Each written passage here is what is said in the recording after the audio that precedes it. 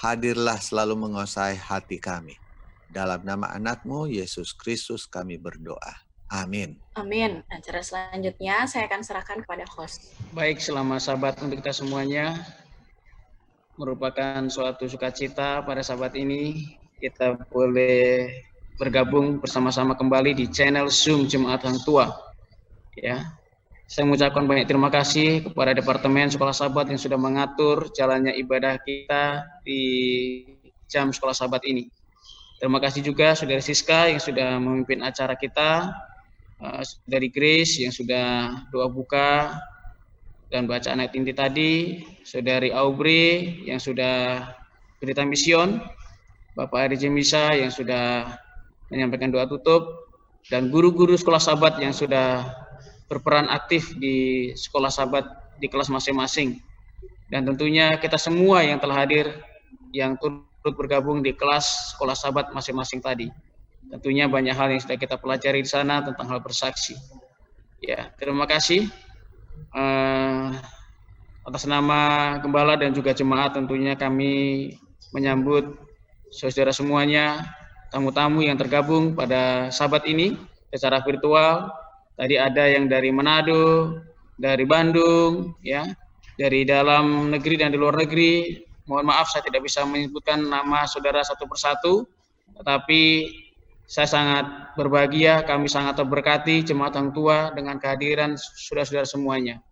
Secara khusus tamu kita dari HJBN, ya, keluarga Raymond Tengkano yang sudah melayani kita sepanjang minggu ini, ya, dari hari Senin sampai pada hari Sabat ini. Banyak hal yang kita telah dapatkan, pelajaran-pelajaran sederhana, ya, pelajaran-pelajaran yang mudah dimengerti, bagaimana kita hidup di akhir zaman ini untuk dipersiapkan bertemu dengan mempelai laki-laki. Ya, kita sebagai jemaat adalah mempelai perempuan atau wanita. Mari kita hidup seperti apa yang dikehendaki oleh mempelai laki-laki. Dan tentunya merupakan suatu kebahagiaan atau sukacita bagi saya pribadi bisa kembali memperkenalkan keluarga ini, ya. Keluarga Ramon Tengkano adalah pendiri HJBN Indonesia, ya, yang menyiarkan pekabaran-pekabaran Advent, ya, di akhir zaman ini melalui satelit televisi, ya, dan meliputi pekabaran kesehatan, pekabaran pendidikan, rumah tangga, ya, dan juga khususnya pekabaran 3 malaikat, ya. Puji Tuhan. Pada siang hari ini kita akan dilayani oleh beliau melanjutkan akan seri revival kita sepanjang minggu ini. Dan mari kita selalu berdoa bersama-sama dalam hati sepanjang acara ini supaya tidak ada gangguan jaringan, gangguan koneksi dan lain-lain, ya, supaya pekabaran boleh tersampaikan dengan baik. Puji Tuhan.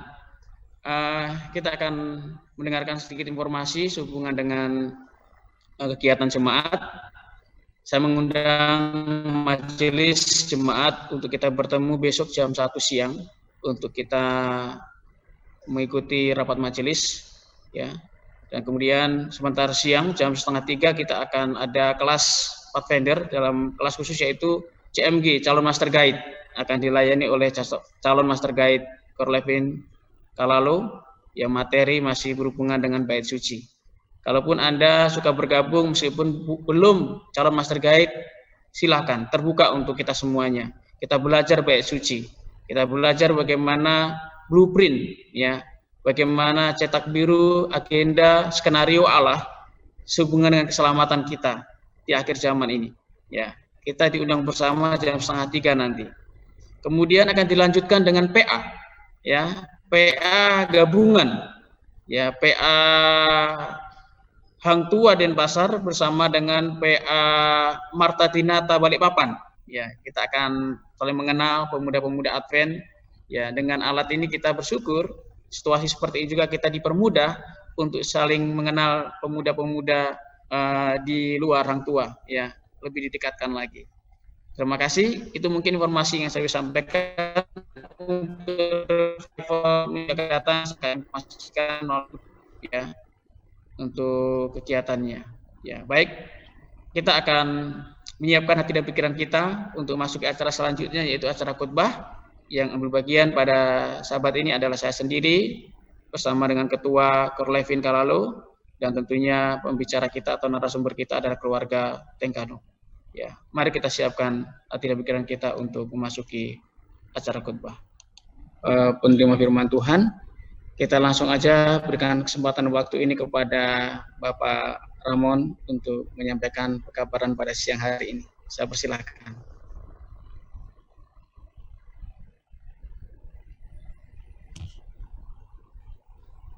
Baik, selamat sahabat, saudara-saudara. Tuhan, karena pemeliharaan Tuhan, semua pertemuan kita semingguan ini berjalan dengan baik. Walaupun biasanya banyak gangguan secara teknis, tapi minggu ini lancar, puji Tuhan. Saudara-saudara, sahabat ini saya mau mengajak kita melihat kepada satu cerita di dalam 1 Tawarik 13. Tapi mari kita berdoa dulu. Bapa di surga, terpujilah nama-Mu Tuhan atas kebaikan-Mu, yang mau membisikkan segala kebenaran-Mu kepada kami Tuhan, yang mau memberikan Roh-Mu menguasai kami juga Tuhan. Biarlah kami mengerti segala sesuatu yang Tuhan mau kami mengerti, supaya kami boleh menjadi manusia yang baru Tuhan, hari ini sampai Yesus datang. Dalam nama Yesus kami berdoa. Amin. Nah, saudara-saudara, dalam 1 Tawarik 13 ini bercerita mengenai Raja Daud. Raja Daud ini mengumpulkan orang-orang Lewi.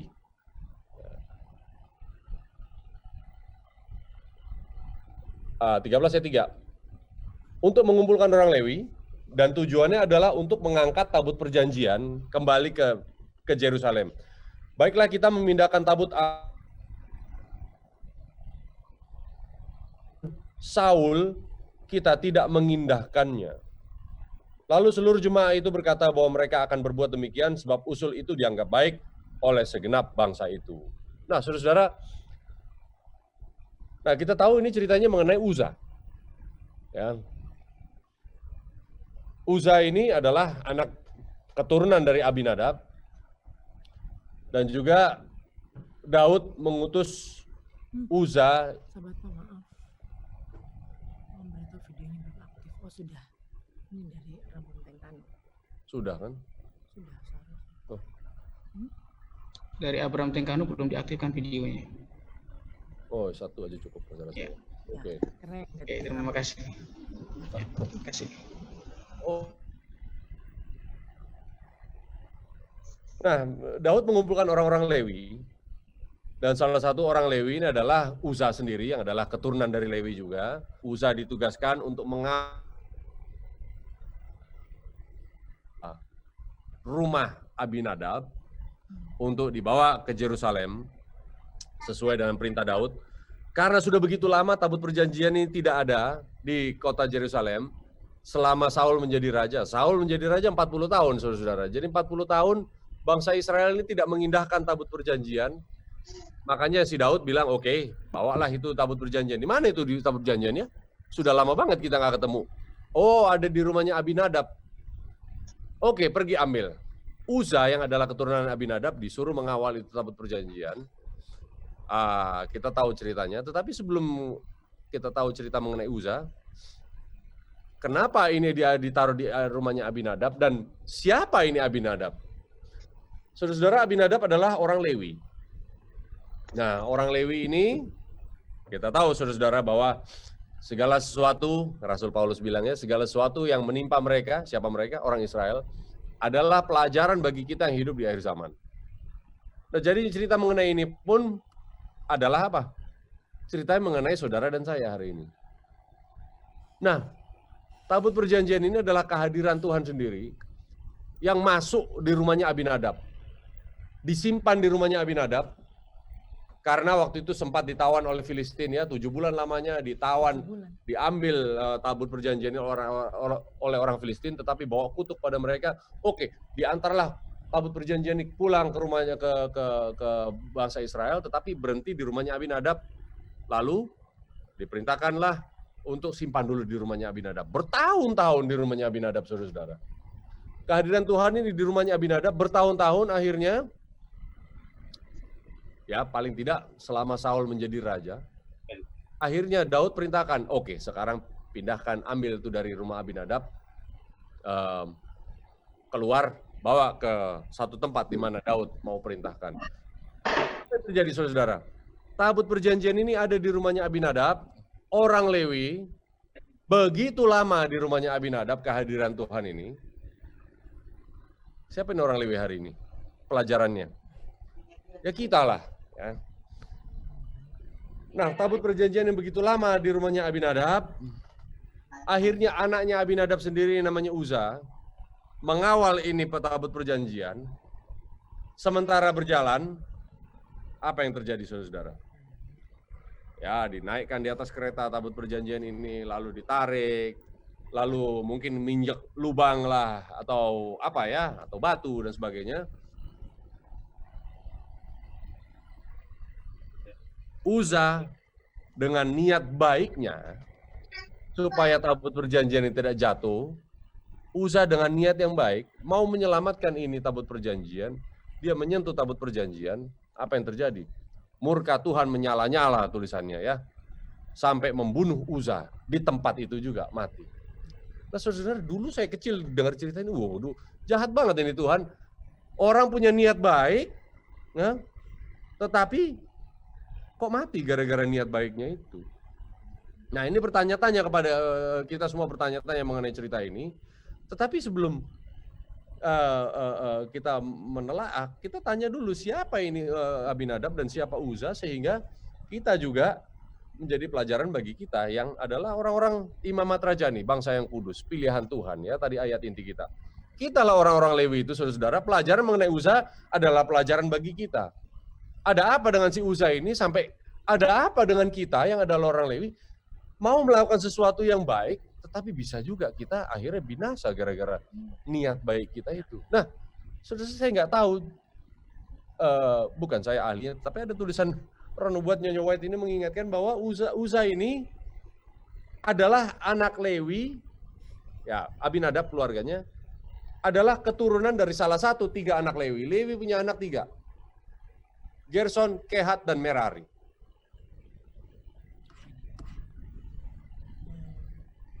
Request to control came. Nggak tahu ini. Ya, oke aja.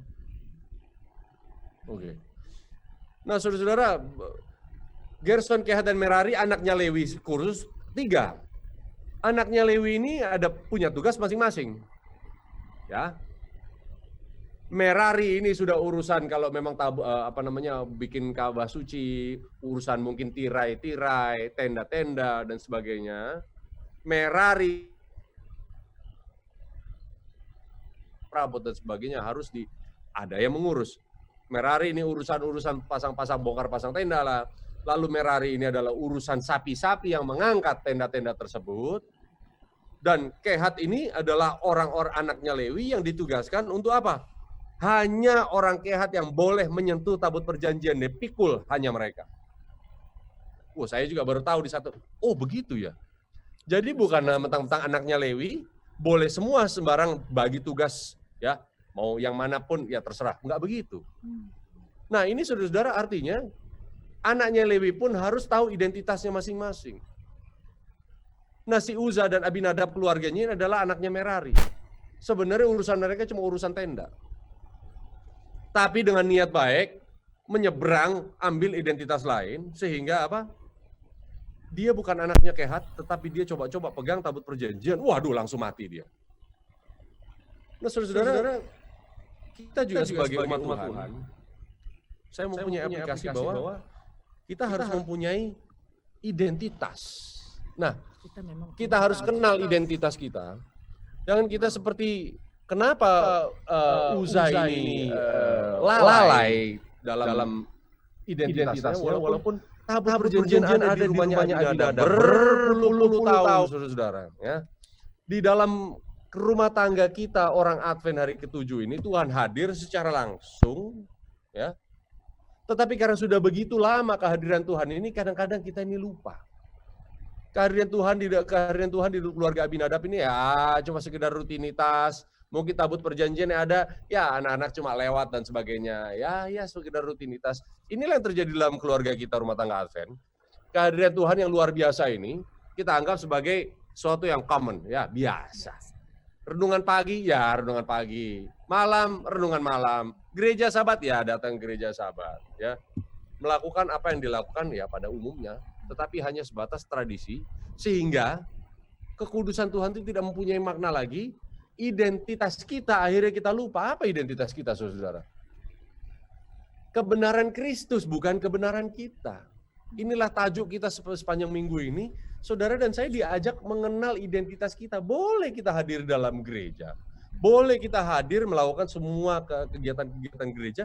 Tetapi kalau saudara dan saya dalam melakukan semua tugas-tugas gereja ini tidak pakai identitas kita, yaitu kebenaran Kristus, adalah sangat berbahaya, saudara-saudara.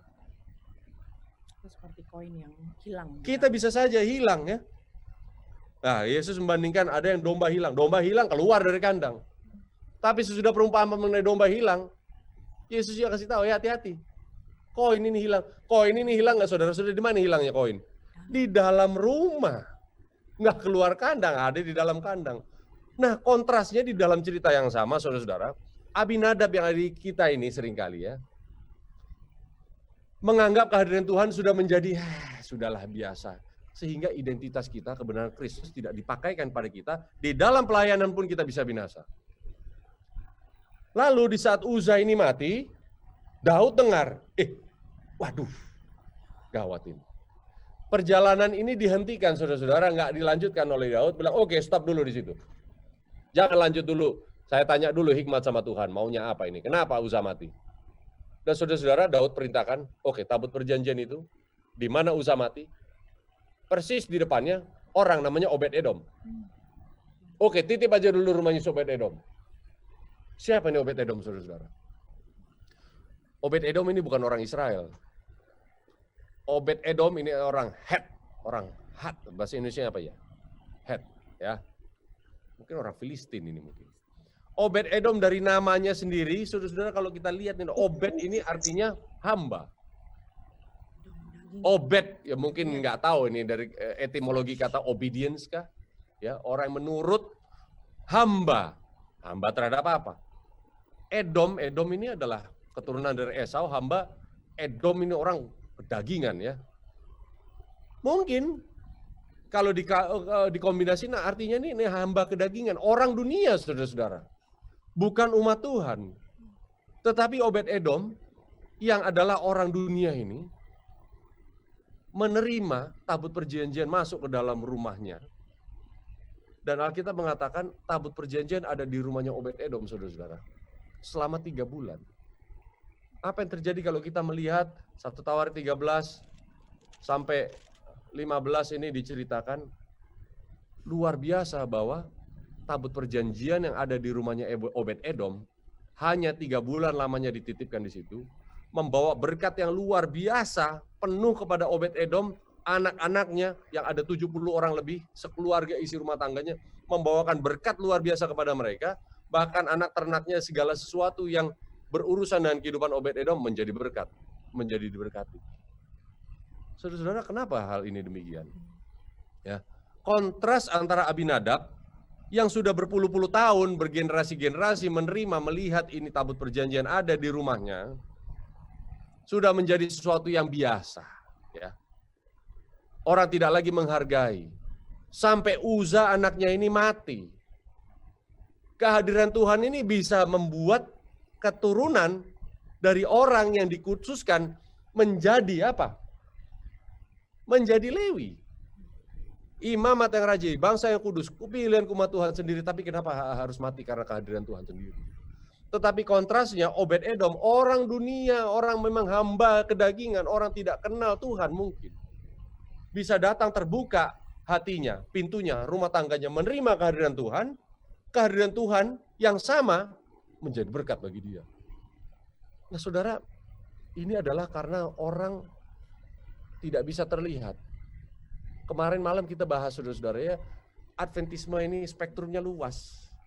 Dari yang kelihatannya tidur secara rohani, sampai yang kelihatannya kerja di ladang, pinter membagikan firman Tuhan, spektrumnya bisa luas dilihat oleh mata saudara-saudara. Wah, yang ini nih layak diselamatkan. Oh, yang ini tidak. Ya, tetapi 1 Samuel 16 ayat 7 mengatakan Tuhan melihat apa yang kita tidak bisa lihat. Kadang-kadang kehadiran Tuhan di dalam rumah tangga Advent yang sudah bergenerasi, 40 tahun Saul menjadi raja, ya. Ini ada di rumahnya Abinadab. Ternyata tidak membawa berkat. Waduh, luar biasa ya. Tetapi di Obed-Edom ini kita bisa menarik pelajaran. Kadang-kadang apa yang terlihat oleh manusia, kategori kita, mata manusia mengklasifikasi orang-orang tertentu, seakan-akan kita bilang, ini tidur rohani. Tidak, sadar rohani. Orang-orang ini kita katakan, ini terbuang, Tuhan tidak bisa pakai mereka. Hati-hati. Karena orang-orang dimanapun yang mata kita bisa melihat, belum tentu itu yang Tuhan lihat. Nah, Tuhan memberkati Obed-Edom ini karena ternyata dia menghargai kehadiran Tuhan lebih daripada orang Advent menghargai kehadiran Tuhan. Nah, saudara-saudara mempunyai identitas sebagai orang Advent ini, kita mengetahui bahwa kita ini dipanggil untuk memakaikan pakaian Kristus dengan segera. Apa yang terjadi di saat kita tidak memakai pakaian Kristus adalah, saudara-saudara, kehadiran Tuhan bisa membinasakan kita. Ya, kehadiran Tuhan adalah api yang menghanguskan. Nah, saudara, saya mau mengajak kita sebagai umat Advent hari ke-7 ini, di akhir zaman kita tahu kita sebagai umat yang dikatakan sebagai Elia ketiga. Ya.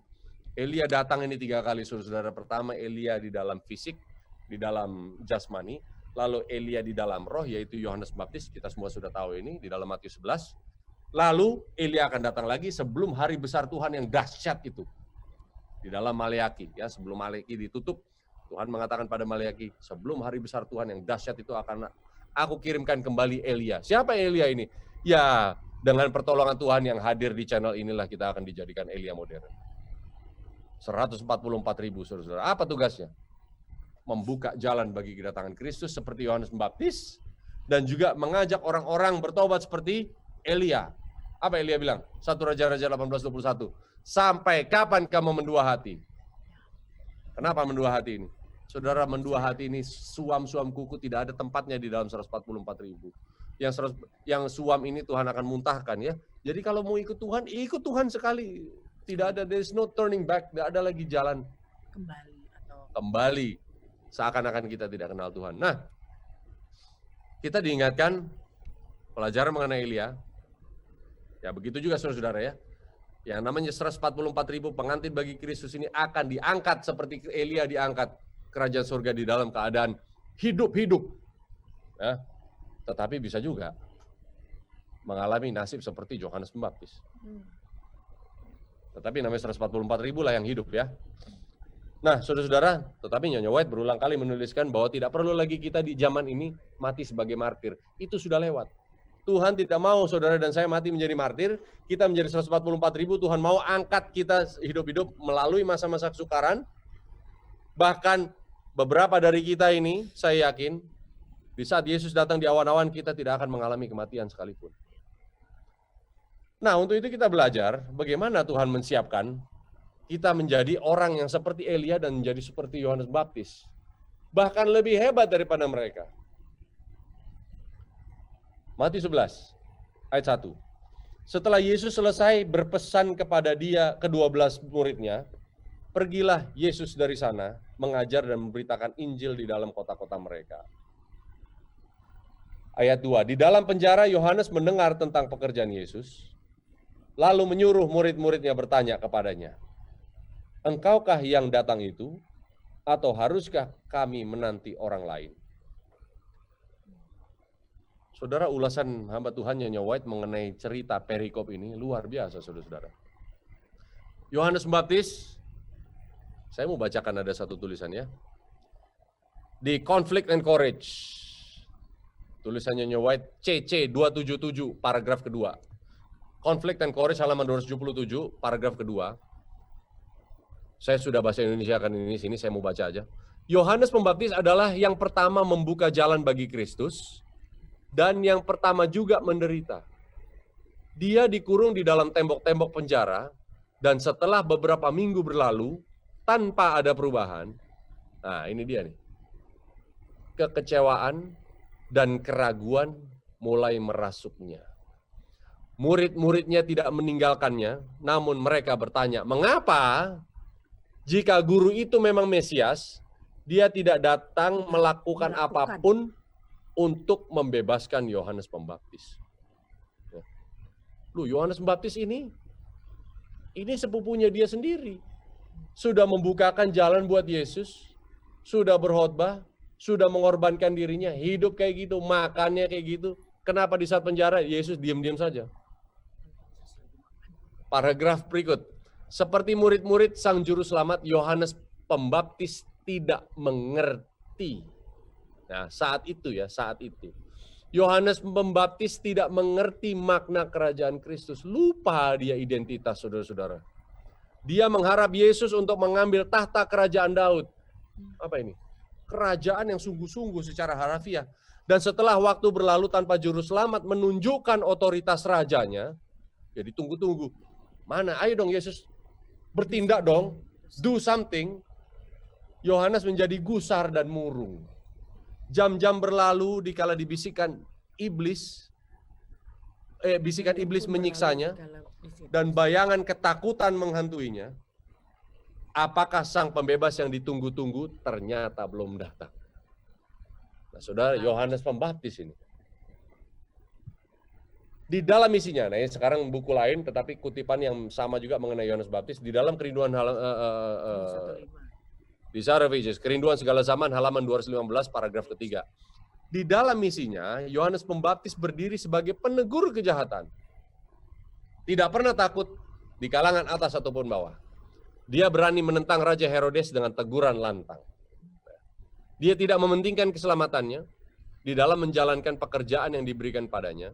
Sekarang di dalam penjara gelap, dia sedang menantikan sang singa Yehuda untuk meruntuhkan keangkuhan kaum penindas dan membebaskan kaum miskin dan mereka yang menangis. Tetapi, nah ini dia ya, Yesus seakan-akan santai-santai dengan murid-muridnya. Yohanes Pembaptis dengar ini. Itu Yesus kirim murid-murid. Tetapi kok saya dibiarin? Nggak jauh loh mengunjungi jenguk saya di penjara. Saya dengar ini dia kirim murid-murid. Saya kenapa dibiarkan? Kenapa bukan saya diutus? Yesus akan santai murid-muridnya menyembuhkan orang-orang sekelilingnya dan mengajar. Dia sedang makan dan minum dengan pemungut cukai, sementara Roma sedang menindas bangsa Israel, sementara Raja Herodes bertindak semena-mena, sementara tangisan orang-orang miskin dan penderitaan mereka yang dilayangkan ke surga. Nah, Yohanes Pembaptis mulai ini benar nggak nih orang kayak gini nih? Nah, Yohanes Pembaptis mengalami kecewaan pahit.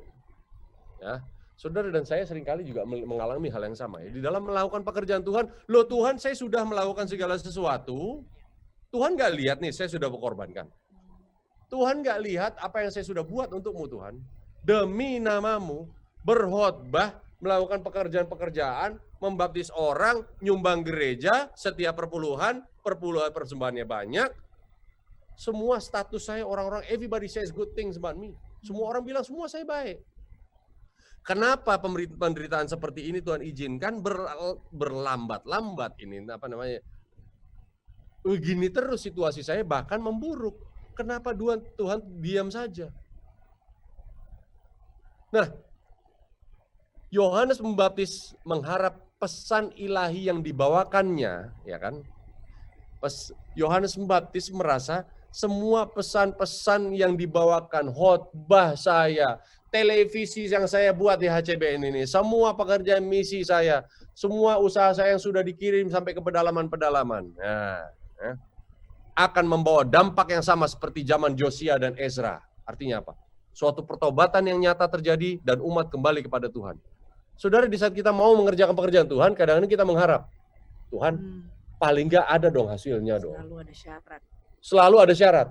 Saya sudah bikin televisi ini, waduh uang sudah banyak saudara-saudara. 9,5 tahun televisi kita HCBN sudah berjalan.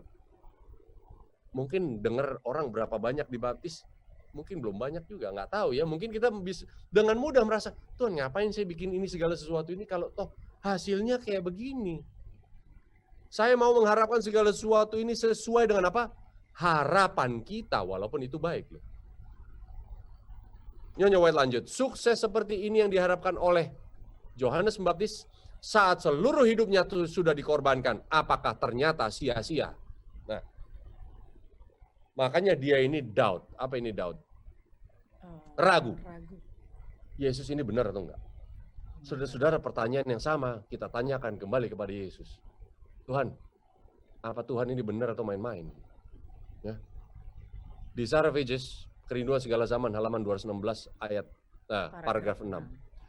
Begitu singkat waktu sejak Yohanes Pembaptis menunjuk kepada Yesus dan berkata, lihatlah anak domba yang menghapus dosa dunia. Ini kata-katanya Yohanes bilang, inilah Mesias yang akan menghapus dosa dunia. Lalu kalimat berikut apa? Apakah engkau yang akan datang itu atau haruskah kami menanti orang lain? Ragu. Saudara, dengan mulut yang sama kita percaya kepada Tuhan, mulut yang sama juga kita ragu bahwa dia adalah Tuhan kita. Artinya, saudara-saudara, apa artinya? Yohanes Pembaptis yang Yesus katakan, di saat Yohanes Pembaptis mengatakan, apa kamu Mesias itu atau ada yang lain lagi? Yesus menjawab, pergi dan pulang, kasih tahu sama Yohanes Pembaptis, orang lumpuh bisa berjalan, orang kusta jadi tahir, orang tuli mendengar, orang mati dibangkitkan. Artinya apa? Ya sudah, inilah Mesias itu. Lalu setelah murid-murid Yohanes itu pergi, pulang kembali ke penjara, kasih tahu sama Yohanes, Yesus mengatakan kepada orang-orang banyak, mengenai siapa? Ya, mengenai Yohanes ini. Ya, utusan Yohanes baru pulang, Yesus mengatakan, mengenai Yohanes Pembaptis. Dia puji Yohanes Pembaptis bahwa Yohanes Pembaptis adalah orang yang tidak bisa ditiup seperti reed, seperti buluh kian kemari, ya, ditiup angin. Orang Yohanes Pembaptis adalah orang yang punya prinsip. Yesus bahkan mengatakan di ayat 11, ya, pasal 11 ayat 11, aku berkata kepadamu sesungguhnya di antara mereka yang dilahirkan oleh perempuan tidak pernah tampil seorang yang lebih besar daripada Yohanes Pembaptis. Namun mereka yang terkecil dari kerajaan surga adalah lebih besar daripadanya. Saudara-saudara, artinya apa? Yesus bukan memuji Yohanes di sini, tetapi sebenarnya sedang menyindir. Ini loh manusia yang paling hebat di dunia ini. Tidak ada satu manusia yang lahir dari seorang perempuan yang lebih hebat daripada Yohanes Pembaptis. Tidak, Musa tidak lebih hebat dari Yohanes Pembaptis. Elia tidak lebih hebat dari Yohanes Pembaptis. Dia lebih hebat. Yesus mengatakan apa? Sehebat-hebatnya ini, lihat, tetap punya keraguan. Apalagi Anda dan saya. Saudara gimana saudara dan saya? Hari ini kita belum menjadi lebih hebat daripada Yohanes Pembaptis, saudara. Kalau Yohanes Pembaptis sudah unggul, ya, produk unggul ini dari dunia kita, hasilnya kayak gitu, masih ragu. Mulut yang sama kadang-kadang memuji Tuhan. Nah, inilah menghapus dosa dunia. Kalimat yang berikut adalah apa? Apa iya kamu? Ya inilah Mesias. Loh, tapi apa iya kamu Mesias? Tuhan luar biasa, puji Tuhan. Tetapi besoknya kita bilang, loh Tuhan, kemana engkau? Tuhan baik. Oh, God is good all the time. All the time God is good. Slogan doang, saudara-saudara, nggak usah ngomong gitulah. Kalau bukan dari hati, nggak usah ngomong begitu. Karena bohong kita ini. Tetapi 144.000 katanya tidak ada lagi dusta di mulutnya. Kenapa, saudara-saudara? Wahyu 14 mengatakan tidak ada dusta di mulutnya. Apa dusta? Apa dusta yang kita katakan setiap hari? Di saat kita mengaku kita Masihat dari ketujuh, kita percaya pada Kristus dan menanti kedatangan Kristus, ternyata kita bohong. Kenapa? Kenyataannya nggak begitu. Pilihan-pilihan kita, kehidupan kita, desire. Apa desire? Kerinduan kita, cita-cita kita ternyata bukan menanti kedatangan Kristus. Tetapi Tuhan mau mengingatkan saudara-saudara bahwa akan ada satu kelompok umat di dunia ini yang lebih hebat daripada Yohanes Pembaptis. Walaupun belum hari ini. Bahwa kalau Yohanes Pembaptis, doubt. Ya, 144.000 ini tidak punya doubt sama sekali. Tidak punya keraguan. Saudara, ini bukan janji saya, bukan janjinya Nyonya White, ini janji Tuhan sendiri bahwa akan muncul pengantin bagi Kristus, saudara-saudara, yang ditebus dari umat manusia. Siapa yang ditebus dari manusia? Kita ini. Kenapa perlu ditebus? Karena kita lemah, kita berdosa, tetapi kita dijadikan seperti perawan. Apa ini perawan? Saudara, dikhususkan untuk pengantin laki-lakinya. Mempunyai misi cuma satu. Kalau Yohanes Pembaptis doubt, ragu kepada Yesus. Dengan pertolongan Tuhan, saudara-saudara, kita akan menuju satu titik di mana saudara dan saya tidak akan mempunyai keraguan. Oleh karena itu Tuhan bilang tidak akan kita mati seperti apa? Seperti Yohanes Pembaptis. Banyak orang yang harus gugur, saudara-saudara. Tetapi beberapa dari kita akan mempunyai keyakinan kepada Kristus. Apapun yang terjadi, kita tidak akan keluar dari mulut kita bertanya seperti Yohanes Pembaptis, apa iya Tuhan? Apa iya Tuhan setia? Nah, saudara-saudara, kalau kita bayangkan di kehidupan seperti ini, ya, Yesus di Sarafejes 217 paragraf 2, Yesus melakukan pekerjaannya bukan dengan tangan yang keras dan yang hebat, yang spektakuler kadang-kadang. Ya. Yesus melakukan pekerjaannya di dalam kita ini belum tentu adalah hal-hal yang spektakuler. Tuhan mengutus kita untuk menjadi pemberita Injil, belum tentu saudara-saudara akan dihadapkan dengan apa? Hasil yang kita harapkan. Ya. Tetapi yang paling besar yang Tuhan harapkan adalah apa? Namun, Nyonya White menulis ya, 217 DA di Sarafejes. Namun melalui perbicara kepada hati manusia yang hidup di dalam kemurahan dan penuh pengorbanan. Saudara, kita dikembalikan kepada apa? Mazmur 51, 18, 19. Tuhan tidak menerima, Tuhan tidak perlu korban bakaran kita, persembahan kita, persepuluhan kita yang luar biasa hebat ini, tapi yang Tuhan tunggu adalah apa? Hati yang bertobat. Apa ini hati bertobat? Hancur. Saudara-saudara, walaupun kita tidak mendapatkan hasil yang kita harapkan, tetapi I'm still going to do the right thing. Saya tetap akan melakukan hal yang benar. Inilah pemeteraian, saudara-saudara. Kita dikasih latihan setiap hari, saudara-saudara, walaupun saya tidak mendapatkan hasil yang diharapkan, berbuat baik kepada siapa? Pasangan hidup kita, orang-orang yang kita temui, saudara seiman. Akhirnya apa? Kita tetap melakukan sesuatu yang baik, walaupun tidak ada hasilnya sekalipun. Nah, Oke. Mungkin dari pelajaran ini, saya setiap kali mendengar pelajaran tentang Obed Edom tuh ya, seperti mengingat akan siapa saya sebelumnya dengan suami saya ya. Yang dimana dari pelajaran ini akhirnya kita dibukakan pengertian yang sangat luar biasa oleh Tuhan. Kalau Ibu Bapak lihat orang Lewi, ternyata nggak semua orang Lewi itu punya pekerjaan yang sama. Bukan berarti kita orang Lewi, kita langsung, aduh, we can do anything. Apa yang kita mau. Di dalam pekerjaan Tuhan, di dalam hidup bersama Tuhan, Tuhan cinta akan keteraturan. Setiap orang mempunyai visi dan misi masing-masing, tugas dan talenta masing-masing. Itu yang harus kita ubah di dalam hati kita. Di saat kita bertemu sama Tuhan, kita harus minta, Tuhan ajarkan saya berserah. Surrender. Surrender itu maksudnya apa? Tuhan, biarlah Tuhan yang menentukan apa pekerjaan saya, apa talenta saya, bahkan apa kehidupan saya. Bukan kita yang memilih, oh menurut saya ingin punya pekerjaan ini, menurut saya ingin punya. Bukan seperti itu. Kita ingin menjadi 144.000 orang yang hidup dan melihat dengan mata kepala sendiri Yesus datang itu seperti apa ya. Memang tidak semua bisa menjadi 144.000. Tetapi Roh Nubuat mengatakan kita harus berlomba berusaha menjadi 144.000. Ya, saya ingin punya kemauan seperti itu. Jadi saya ingin belajar berserah kepada Tuhan, meminta seperti saya dengan suami saya. Di saat kita bekerja sama Tuhan, kita nggak mau punya HCBN pada saat itu. Saya punya kerinduan untuk mempunyai sanitarium pada saat itu. Saya berdoa untuk punya sanitarium. Saya cinta di dalam pekerjaan medis pada saat itu. Saya suka. Tetapi ternyata Tuhan inginkan, oh tidak, kamu tidak punya sanitarium. Kamu akan mempunyai TV. Saya tuh jujur saya nggak suka TV. Kenapa saya nggak suka TV? Saya di saat sebelum ikut sama Tuhan, saya orangnya sangat tertutup. Saya tidak suka orang mengenal saya tidak suka posting foto-foto saya tidak suka kemanapun orang pergi, oh ini saya ini, I don't like that. Saya nggak suka itu gitu. Tapi akhirnya Tuhan kasih TV, ternyata bukan untuk itulah cara Tuhan menjaga saya dengan suami saya. Bahkan saya dengan suami saya punya kerinduan, pingin buka sekolah yang berbasis Roh Nubuat, pingin buka panti jompo. Tapi Tuhan katakan tidak. Kamu tidak melakukan itu. Itulah kita di dalam kehidupan kita belajar surrender. Dan akhirnya sekarang cinta dengan pekerjaan yang Tuhan berikan, yaitu HCBN ini.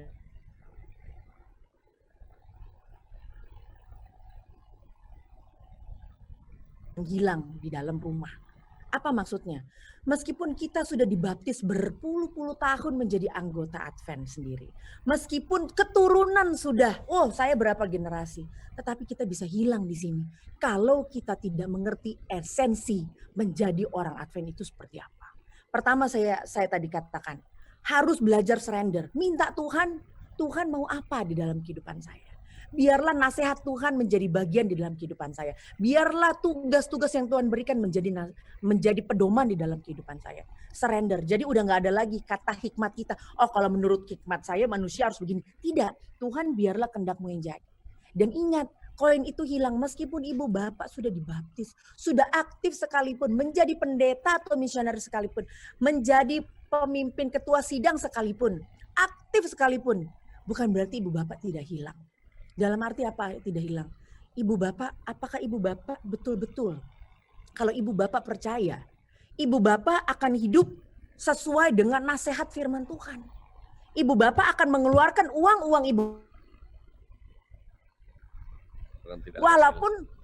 Walaupun seakan-akan tidak ada hasilnya, kok nggak ada yang hargain saya ya?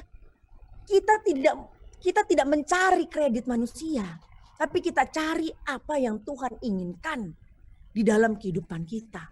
Ibu bapak akan hidup, ibu bapak akan mengajar anak-anak ibu bapak sesuai dengan nasihat yang Tuhan berikan. Bahkan ibu bapak akan tinggal di letak geografis ibu bapak sesuai dengan nasihat yang Tuhan berikan di dalam pedoman kebenaran kita. Kita tidak mengambil semua sesuai dengan kemauan kita. Oke, katakan, tapi saya harus begini. Apa yakin Tuhan menginginkan ibu bapak ke sana? Atau ibu bapak melakukan itu sesuai dengan hikmat ibu bapak. Sama dengan kawan-kawanku anak muda. Apa yakin Tuhan ingin kamu ke kuliah mengambil bidang itu? Atau kamu mengambil bidang itu sesuai dengan kemauan kamu? Ini yang harus betul-betul kita serahkan setiap detik nafas kehidupan kita kepada Tuhan. Tuhan bantu saya. Alkitab mengatakan dombaku mengenal suaraku. Artinya apa? Kita tahu Tuhan mau apa di dalam kehidupan kita. Dan ingat para kawan-kawanku misionaris maupun pelayan Tuhan. Koin itu jatuh di dalam rumah. Artinya apa? Apakah betul tugas yang Anda lakukan di dalam kesibukan Anda, meskipun itu kelihatannya pelayanan Tuhan sekalipun, apakah betul itu yang Tuhan inginkan? Atau jangan-jangan Anda hanya ingin cari sibuk supaya apa? Supaya orang mengatakan, you're good. Pujian Kamu manusia. hebat, pujian manusia. Apakah Anda melakukan hal itu karena memang Anda kita sangat jelas bahwa Tuhan yang menginginkan. Atau saya harus begini-begini sehingga apa? Sehingga kita melupakan pekerjaan utama kita. Apa pekerjaan utama kita? Sebagai seorang suami istri, pekerjaan utama kita jangan lupa. Di saat orang Israel harus menyeberangi sungai Jordan. Mereka sudah siap untuk menyerang Jericho. Latihan otot mungkin, latihan senjata. Tetapi Tuhan katakan apa? Kembali ke tenda Anda masing-masing. Apa itu tenda? Di balik pintu yang tertutup hanya Anda dan Tuhan yang tahu. Tenda itu yaitu keluarga kita. Bagi siapa yang belum menikah? Bagi yang belum menikah. Atau mungkin bagi yang sudah ditinggalkan oleh pasangannya. Bagaimana Anda hidup di balik pintu yang tertutup, bagaimana kejujuran Anda kepada Tuhan? Apakah Anda betul-betul mendengar dan mengerti apa yang Tuhan inginkan? Atau Anda hidup sesuai dengan apa kedagingan Anda mau? Kita dituntut di era seperti ini. Di detik-detik kedatangan Tuhan yang sebentar lagi yang kita lihat dunia ini sudah kacau luar biasa. Bapak Ibu, kita tidak usah harus jelaskan, ada corona, ada apa. Bapak Ibu saya yakin dan percaya. Saudara-saudaraku saya yakin dan percaya. Hati kita mengerti bahwa kita akan pulang sebentar lagi. Tidak usah harus dijelaskan. Dengan politik, dengan apa yang terjadi. Saya yakin dan percaya. Roh Kudus telah berbicara kepada hati Anda yang paling dalam mengatakan, anakku, time is here. Time is very, very near. We cannot lose every opportunity. Kita nggak bisa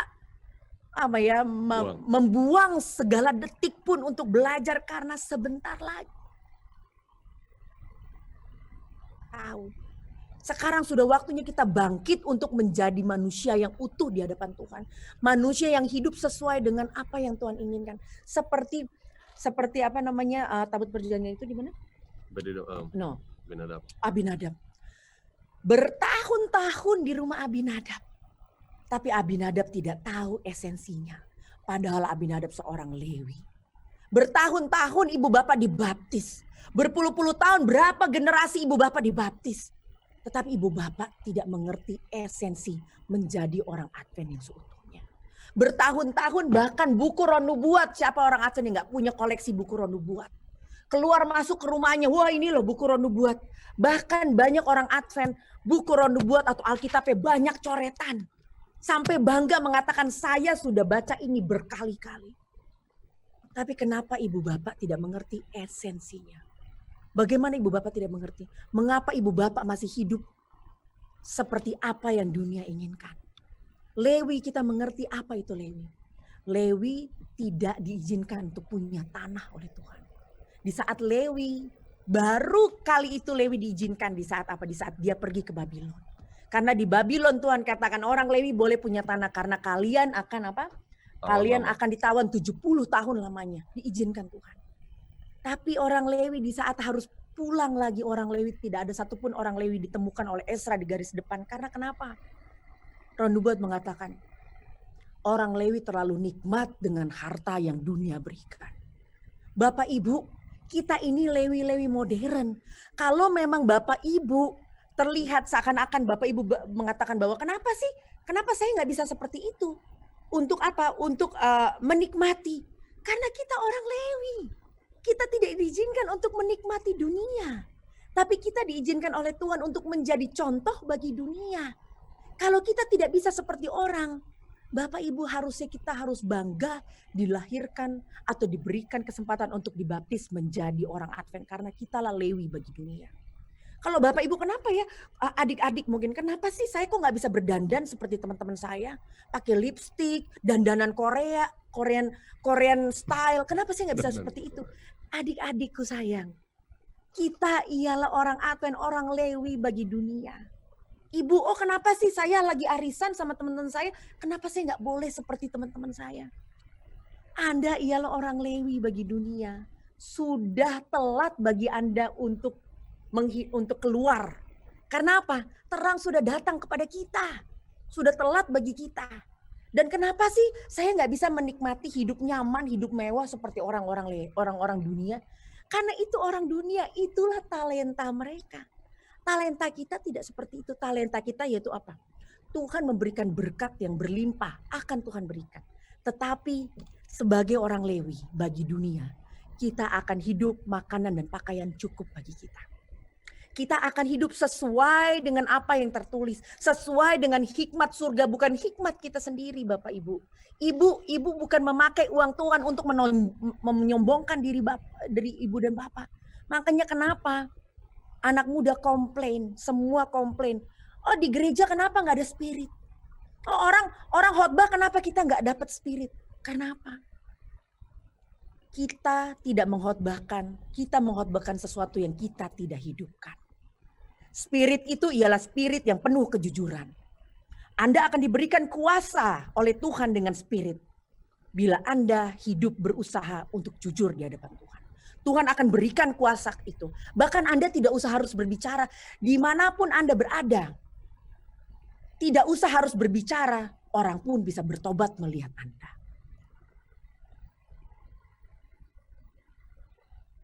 Sama seperti Paulus.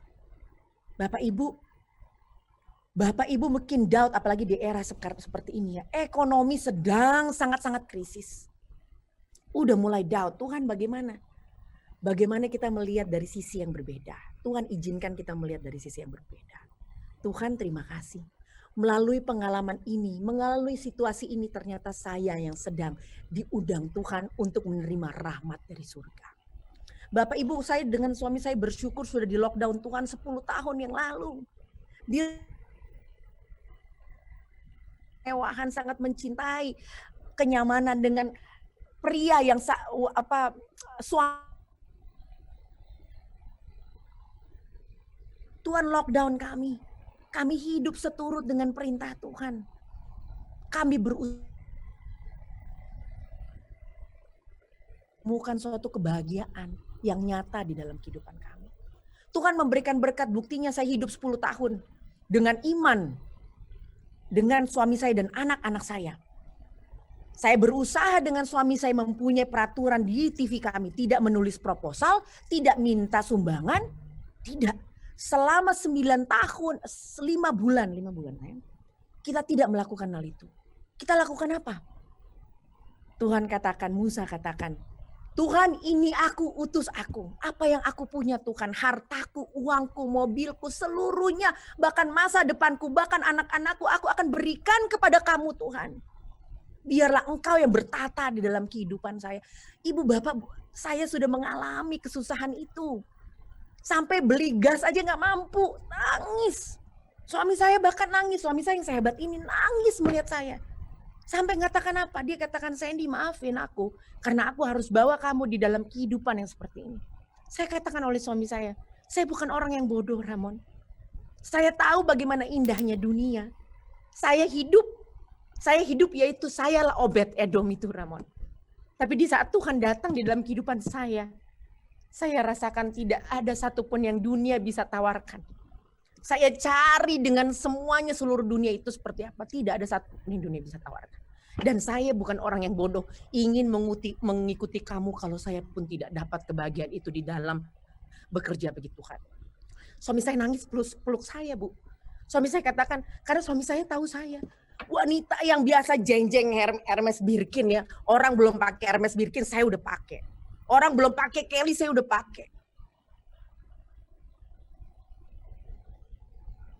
Oh, kepalanya bisa melayang ngelihat saya. Karena apa? Gila ini perempuan apa bisa pakai tas harga segitu. Tiba-tiba dibawa oleh Tuhan. Beli tabung gas warna hijau. Yang bacaannya. Apa namanya? Bacaannya saya? Untuk kalangan miskin. Untuk kalangan fakir miskin. Enggak mampu. Ibu secara kedagingan saya bisa berkata, Tuhan kok ini malu-maluin. Saya bisa aja suruh suami saya, Ramon.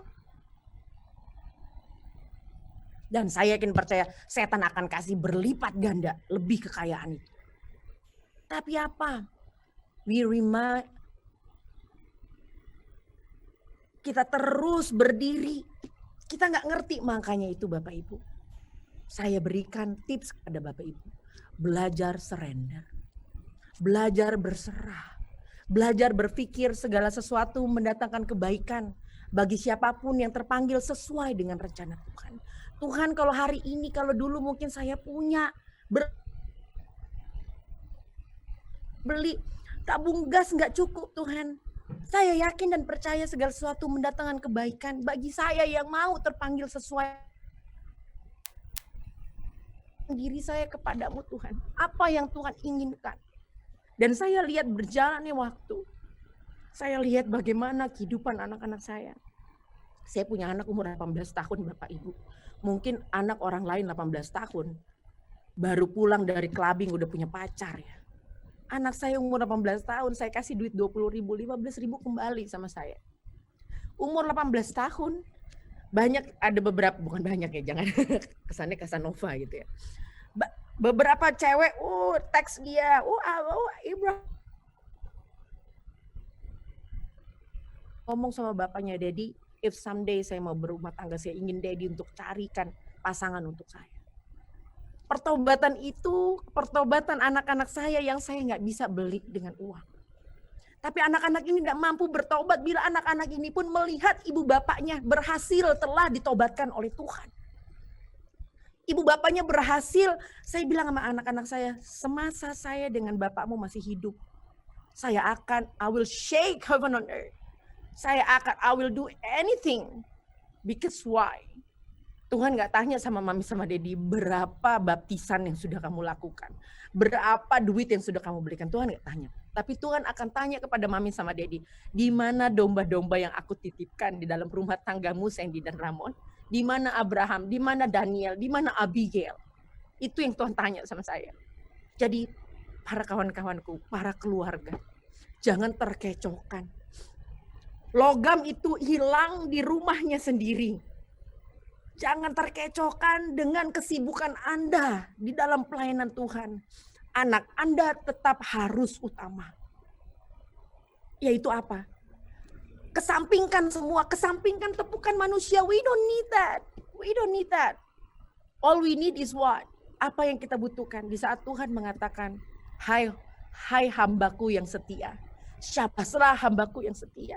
Di saat Tuhan bertanya kepada anak-anak kita, anak-anak, di buku apa namanya yang kecil itu, bukan kemenangan, air zaman deh. Perjalanan air zaman.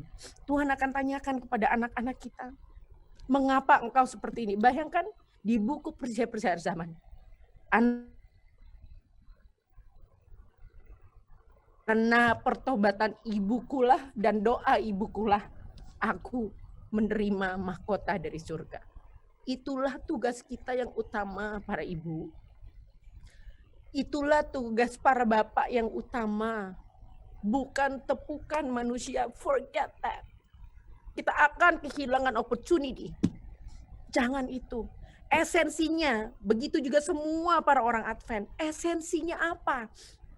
Esensinya, Anda harus datang kepada Tuhan. Bertanya langsung, Tuhan, kalau saya sudah berapa generasi dibaptis, tapi saya tidak kenal Engkau. Hari ini Tuhan, saya datang dengan kerendahan hati saya. Berikan hati saya untuk dapat dimurnikan. Pekerjaan utama kita yaitu apa? Pemurnian di dalam kehidupan kita. Bukan tersibukkan dengan segala macam apa yang setan berikan. Kesibukan dunia dengan kesibukan di dalam dunia pelayanan.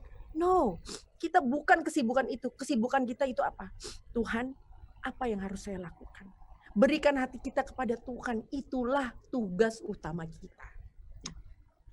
Nah, saudara-saudara, saya yakin situasi lockdown ini membuat dampak pada kita semua, tapi saya berulang kali katakan pada semua grup-grup yang kita temui, lockdown ini Tuhan khususkan untuk orang-orang Advent, saudara-saudara. Untuk umat yang sudah diberikan pekabaran malaikat 3 untuk dikumandangkan. Karena Tuhan sesudah lockdown ini selesai, akan ada perjalanan, saudara-saudara, sebagaimana orang-orang Israel di lockdown dulu, sebelum melalui padang gurun untuk masuk ke tanah perjanjian. Nah, saudara, sebagaimana orang Advent, orang-orang Israel di lockdown ini, setiap rumah tangga mengambil seekor domba untuk disembelih. Kita juga mengambil Kristus untuk disembelih, palangkan darahnya di palang pintu. Ya. Kita memakan habis dagingnya supaya semua apa yang ada dari Kristus menjadi bagian kita. Ya. Sel-selnya menjadi sel-sel bagi kita. Hatinya menjadi hati kita, cita-citanya menjadi cita-cita kita. Apapun yang kita akan tempuh di masa depan kita ini, sesudah lockdown ini, saudara-saudara, akan berubah, dunia kita ini akan berubah. Tapi sementara sebagian kita ini, dari kita ini rindu untuk berjalan Tuhan, oke, saya mau ambil Kristus, sesudah lockdown ini buka, saya akan masuk dalam suatu perjalanan yang berbeda, saudara-saudara. Tetapi sebagian dari kita nunggu lockdown ini selesai, supaya apa, saudara-saudara? Supaya kita kembali lagi ke Mesir. New normal. Untuk new normal katanya. Tapi baiklah kita sebagai orang-orang Advent, new normal bagi kita ini adalah apa? Kita akan berjalan saudara-saudara di padang gurun bersama Kristus. Karena nggak lama lagi kita akan sampai di tanah perjanjian. Oleh karena itu saudara-saudara, kita sudah diingatkan, bahkan Yohanes Pembaptis yang lebih hebat daripada semua orang yang lahir dari perempuan. Tuhan menjanjikan, umat Tuhan yang kelompoknya kecil ini akan lebih hebat daripada Yohanes Pembaptis. Karena apa? Tidak melakukan segala sesuatu atas dasar kedagingan. Inilah doa dan harapan kami. Puji Tuhan. Kita kembalikan kepada MC dan Pak Pendeta. Baik, puji Tuhan. Kita telah menerima bagaimana rencana Tuhan dalam hidup kita. Terima kasih keluarga Tengkanu untuk kesaksian, pengalaman hidup bersama dengan Tuhan, pengalaman iman bersama dengan Tuhan, yang terus menjadi suatu berkat bagi banyak umat Tuhan khususnya di akhir zaman ini, di dalam menyongsong kedatangan Tuhan yang sudah tidak lama lagi. Baik, tentunya akan boleh mendengar kesaksian-kesaksian pengalaman hidup bersama dengan Tuhan di dalam iman dari keluarga hamba Tuhan ini yang sangat luar biasa untuk menjadi suatu pelajaran, nasihat bagi kita semuanya.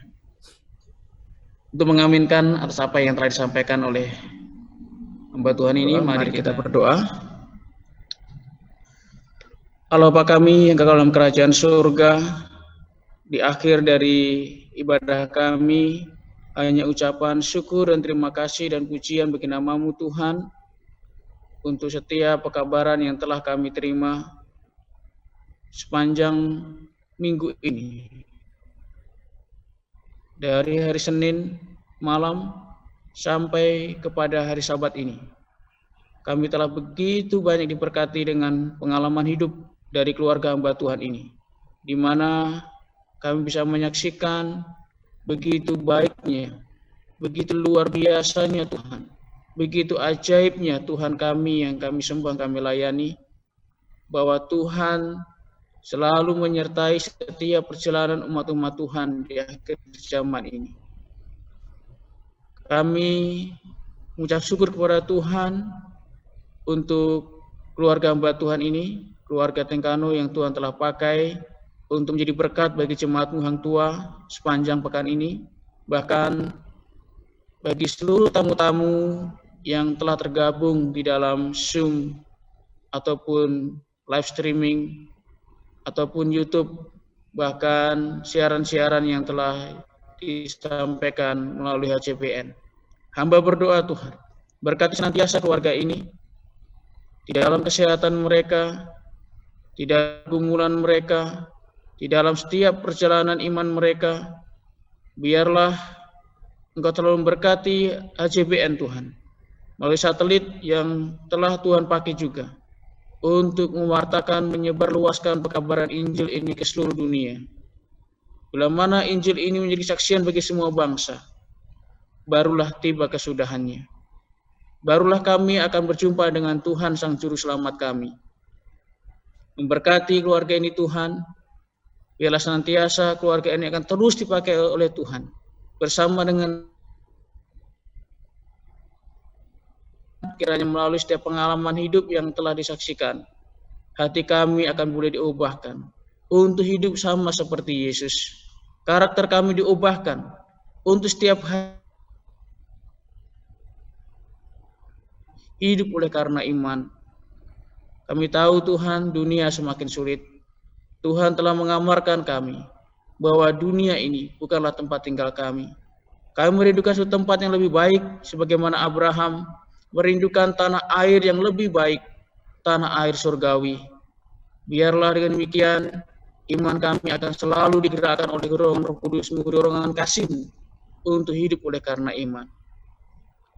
Bamu kembali mendoakan keluarga ini Tuhan, yang telah dipakai Tuhan sepanjang pekan ini untuk mempersiapkan umat-umat-Mu bertemu dengan Tuhan. Biarlah Engkau jaga keluarga ini Tuhan dari segala hal-hal yang buruk, dari segala hal-hal yang tidak kami inginkan, bahkan usaha-usaha niat si jahat untuk merusak ataupun mengganggu segala pelayanan mereka Tuhan. Pakailah mereka Tuhan dengan lebih luar biasa lagi, sehingga nama Tuhan juga akan boleh dipermuliakan lagi. Bapa di surga, Hamba-Mu juga mendoakan untuk setiap tamu yang telah tergabung dari malam ke malam hingga pada hari ini. Biar setiap waktu yang mereka gunakan, setiap finansial yang mereka pakai untuk bergabung dalam Zoom ini tidak akan kembali secara percuma, tetapi Tuhan akan kembalikan dengan berkat-berkat dari surga, berkat-berkat untuk mereka juga boleh dipersiapkan bagi kedatangan Tuhan. Demikian juga secara khusus bagi jemaat-Mu Tuhan, jemaat Hang Tua. Memberkati dari tua-tua jemaat, memberkati para anggota jemaat yang termuda sampai yang tertua, supaya kami terus merindukan kabar baik, kabar keselamatan. Ajar kami untuk menjadi pelajar-pelajar Alkitab Tuhan, baik secara personal, secara kelompok kecil, maupun secara berjemaat. Sehingga kami saling diingatkan, kami saling ditegur dan dinasihati oleh Tuhan sendiri, untuk kami siap menanggalkan keduniawan kami, untuk siap bertemu dengan Sang Juru Selamat kami. Di akhir daripada ibadah ini, di akhir daripada pertemuan ini, serangkaian revival jemaat, revival online, hamba mohon berkat bagi hamba-Mu keluarga Tengkano, dan juga jemaat serta tamu-tamu yang hadir. Kiranya Tuhan memberkati dan melindungi engkau. Tuhan menyinari engkau dengan wajah-Nya dan memberikan engkau kasih karunia. Tuhan menghadapkan wajah-Nya kepadamu dan memberikan engkau damai sejahtera dari kekal sampai kepada kekekalan nantinya. Sampai Tuhan datang kembali, dapati kita sekalian setia dalam kebenaran-Nya.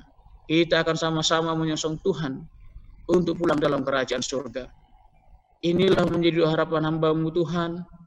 Dengan segala kerendahan hati, hamba mohonnya di dalam nama Yesus yang sudah menjadi Juru Selamat kami yang hidup. Amin. Baik, puji Tuhan, dengan demikian ibadah kita telah selesai. Sekali lagi atas nama Gembala, Majelis dan juga jemaat, banyak mengucapkan terima kasih kepada keluarga Tengkano yang sudah meluangkan waktunya, mengeluarkan energinya, pikirannya untuk mengisi kegiatan revival ini. Tidak ada hal yang bisa kami berikan sebagai kenang-kenangan dari keluarga ini, tapi biarlah pengalaman ini menjadi kenangan-kenangan kita. Bila mana Tuhan datang, kita bisa mengenang menjadi cerita kita nanti di dunia baru dan di surga nanti. Ya, atas nama jemaat kami mengucapkan sangat berterima kasih. Tuhan selalu memberkati, Tuhan selalu menyampaikan kabar keselamatan, pengharapan bagi dunia yang di mana kedatangan Tuhan sudah tidak lama lagi. Mungkin dari keluarga ada yang mau disampaikan kepada kami sebelum kita akhiri pertemuan ini. Terima kasih, Pendeta. Ya, teruslah maju.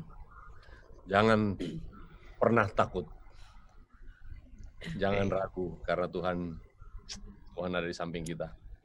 Pesan saya mungkin kepada ibu-ibu, semua kita akan kena dampak dari jemaat, para pekerja, pendeta, misionaris. Dampak itu akan datang.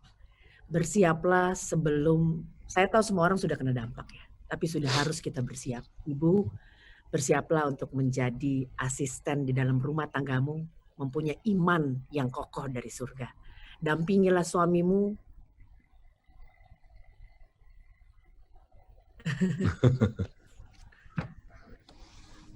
Baik, terima kasih.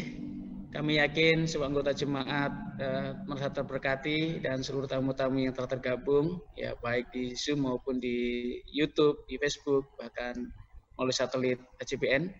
Dan kami masih rindu, nanti mudah-mudahan di kesempatan yang akan datang kita bisa lanjutkan, bahkan sempat disampaikan di pertemuan pertama ataupun kedua untuk Abraham ya.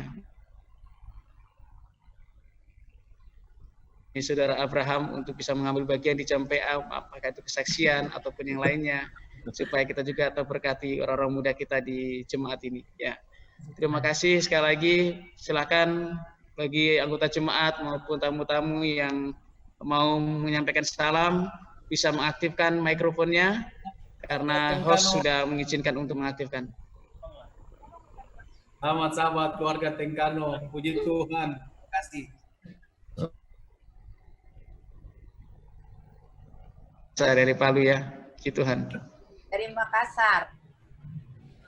Dari Makassar. Dari Makassar ya, puji Tuhan. Terima kasih Ramon Sandi. Selamat Tante. We miss you, both of you. Thank you, we miss you too. Selamat sahabat dari Palu buat keluarga Tengkano. Selamat sahabat, Bu. Tuhan berkati. Selamat sahabat, Bro.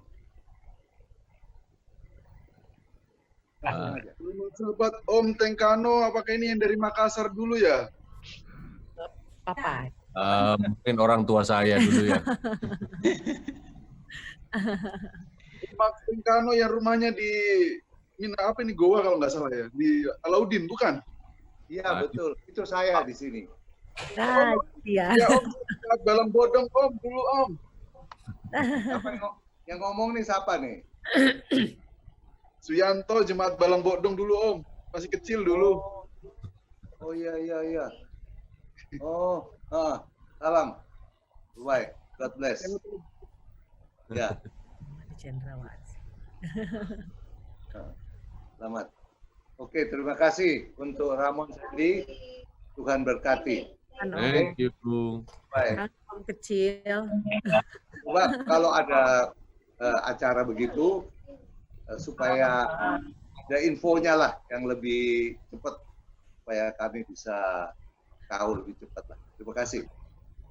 Terima kasih. Dari Hang Tua punya acara.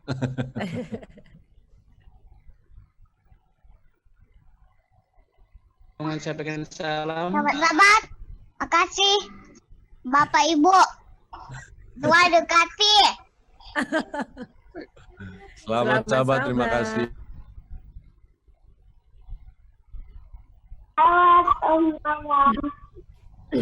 Hai. Oke, selamat sahabat Pak Ramon dan juga Bu Sandy atas pelayanannya di Jemaat Hang Tua selama 1 pekan. Gak rasa ya. Berkat bagi kami semuanya di Hang Tua. Terima kasih banyak. Tuhan selalu berkati, Tuhan selalu menolong. Kami selalu mendoakan keluarga ini. Amin. Puji Tuhan, amin. Terima kasih Pak Jimesa. Terima kasih.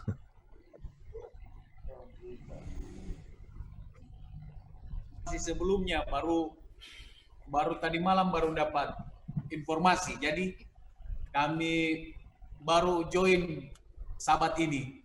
Tadi saya pribadi ada menghadiri acara kedukaan. Jadi keluarga saja yang ikut dan saya ikut dari mobil. Jadi saya ada ikut. Puji Tuhan Bapak. Terima kasih. Kita dapat informasi kalau ada kegiatan seperti ini. Jadi terima kasih keluarga Tenkano, Pak Raymond, Ibu Sandy, Tuhan Yesus selalu berkati. Amin. Terima kasih. Terima kasih. Ya, baik. Jika ada mau informasi sehubungan dengan kegiatan-kegiatan seperti ini, tolong tinggalkan nomor telepon di chat ya. Kita akan follow up kembali untuk kelanjutan informasi. Kan ada hal-hal ibadah online ataupun revival. Terima kasih. Terima kasih. Tuhan berkati Brother Tenkano and Sandy. God bless you. Terima kasih, Terima kasih Bapak. Tuhan berkati. Terima kasih. Terima kasih. Sahabat. Oh iya, ini Pak Ramon dan Bu Sandy, ada pertanyaan yang sampai saat ini belum terjawab. Ya. Apa katanya kepanjangan dari HCBN? Oh, HCBN itu He is Coming Broadcasting Network. He's Coming Broadcasting Network. Ya. Oke. Cari tangkapnya gimana? Nanti saya tulis di chat ya. Mungkin kita selama ini di satelit aja. Di satelitnya namanya Merah Putih Satelit, frekuensi di 3963, simbol rate 1200. Wow.